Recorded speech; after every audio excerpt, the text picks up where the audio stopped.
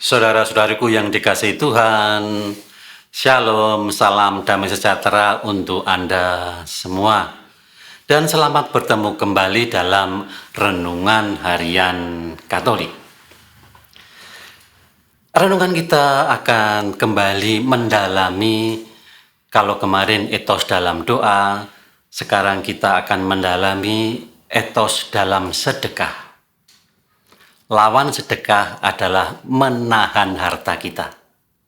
Sekali lagi, sedekah lawannya adalah menahan harta kita. Maka bagaimanapun juga Injil hari ini berbicara soal kelanjutan etos doa, puasa, dan sedekah. Mari kita mendalami etos sedekah yang dipandang dari sudut menahan harta milik. Maka gereja mengajak kita untuk melihat kembali kelanjutan Injil kemarin, dan kita akan mendalami Injil Matius bab 19 sampai dengan 23 yang mengajarkan tentang penyimpanan harta di surga, pentingnya kepada hal-hal yang abadi, dan bagaimana hati menentukan arah hidup kita. Pesan ini berkaitan dengan tema sebelumnya, yaitu tema sedekah, yang dipandang dari sudut menahan harta milik, atau kita sedang berbicara soal harta benda.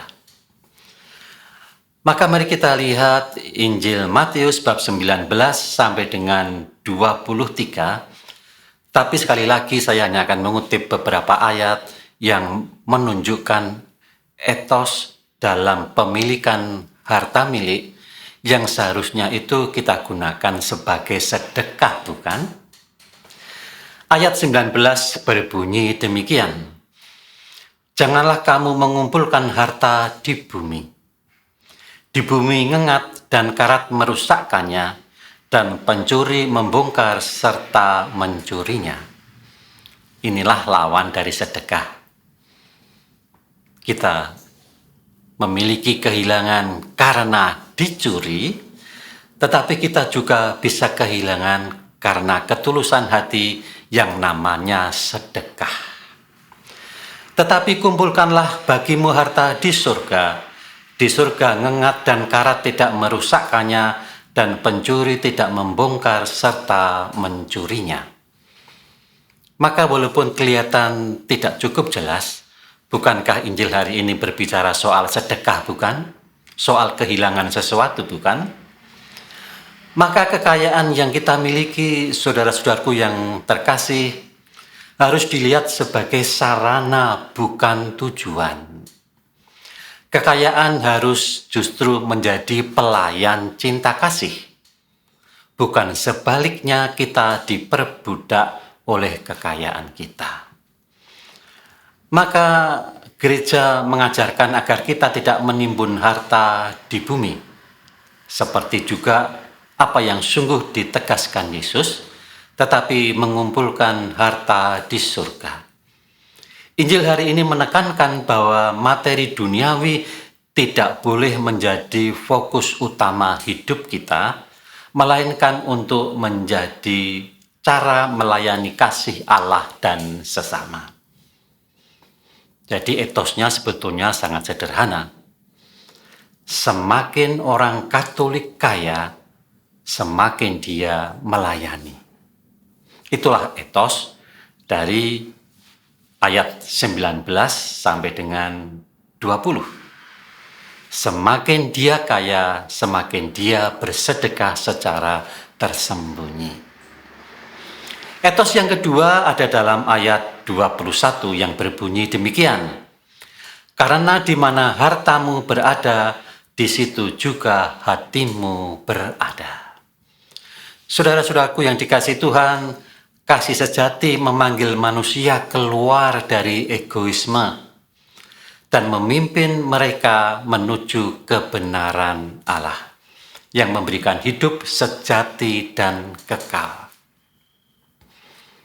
Kalau Allah saja, Allah Putra, itu memberikan seluruh hidupnya, itulah sebetulnya pangkal etos kita. Bukan masalah tidak memiliki harta sesuatu di dunia ini. Gereja tidak pernah menentang orang memiliki harta benda, tetapi justru disitulah alat untuk melayani Allah, melayani sesama melalui harta benda yang kita miliki. Karena di mana hartamu berada, di situ juga hatimu berada. Maka harta utama bukanlah harta benda, harta utama adalah kasih Allah sendiri. Maka ketika kita berbicara soal menimbun harta di surga, Injil mengingatkan bahwa kasih Allah adalah kekayaan sejati yang tak dapat dirusak atau dicuri. Berbeda dengan harta duniawi yang bisa dicuri, tetapi kita bisa melakukannya secara lain, yaitu tidak dicuri, tapi dihilangkan dengan cara memberi sedekah. Maka Yesus berkata bahwa di mana hartamu berada, di situ juga hatimu berada. Injil hari ini menggarisbawahi bahwa kasih sejati mengarahkan hati kepada Allah dan bukan pada hal-hal duniawi. Etos yang ketiga yang dapat kita dalami ada dalam ayat 22 sampai dengan 23 yang berbunyi demikian. Mata adalah pelita tubuh. Jika matamu baik, teranglah seluruh tubuhmu. Jika matamu jahat, gelaplah seluruh tubuhmu. Jadi jika terang yang ada padamu gelap, betapa gelapnya kegelapan itu.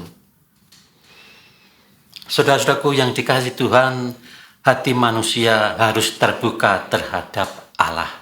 Supaya apa? Supaya mereka tidak masuk dalam kegelapan.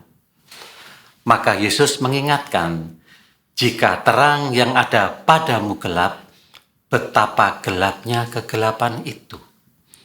Sungguh Tuhan mengingatkan, ada kegelapan yang sangat pekat, ada kegelapan yang tak tertembus, ada kegelapan yang begitu menakutkan jiwa kita ketika kita tidak memiliki terang dari Allah. Maka dalam Matius bab 6 ayat 22 sampai dengan 23, Yesus mengajak kita untuk berbicara tentang mata sebagai pelita tubuh. Tetapi juga mata kita yang sehat membutuhkan penerang yang benar, dan itulah adalah penerang dari Allah. Maka seluruh tubuh kita akan penuh dengan terang apabila kita menyerahkan diri sepenuhnya kepada Allah dalam kasih. Injil hari ini menggarisbawahi bahwa hati yang terarah kepada Allah akan membawa terang dalam hidup kita.